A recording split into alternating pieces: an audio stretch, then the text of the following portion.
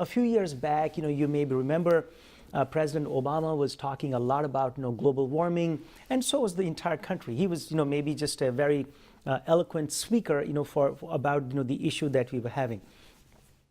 And we all know that global warming happens because we have holes in our ozone layer, and then the holes come about because of pollutants that we have in our atmosphere.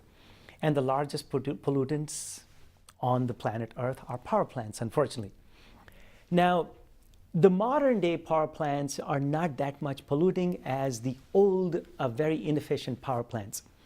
And what happens really is on hot summer days when it's very hot, there's not enough power available on the grid.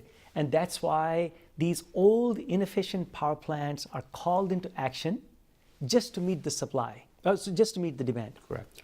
So we figured, hey, if there was a way that we could reduce the energy consumption during those hot summer days, these old, inefficient, polluting power plants would not be called into action.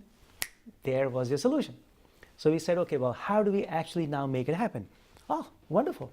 If we had a Jasmine type system, which would reduce the consumption during peak hours, that's how you would solve your problem.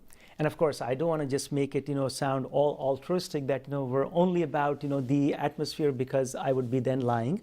There was, of course, an opportunity for us also to grow our business, yep, and then, have a product that truly would solve, a global menace. Because as you're aware, that the prediction is that within 100 years or 125 years or so, the entire Long Island and the entire coastal United States, and actually in the entire coastal countries in the world, will be submerged in water.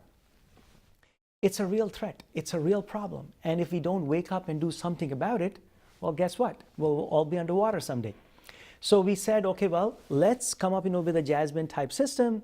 And that's how the idea was born. And that's how we brought about this technology. Again, we were scared by people that were around. Hey, how can you do this on your own? You don't have, you're software people. You have no electrical engineering background. You don't have any hardware people. So we said, well, we'll go out and hire them. And then we hired hardware engineers.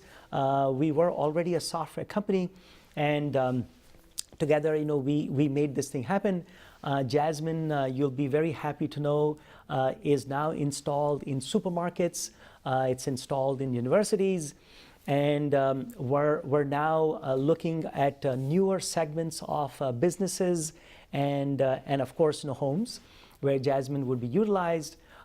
So part of our success is that we just were very focused on what the objective was and what we had to deliver.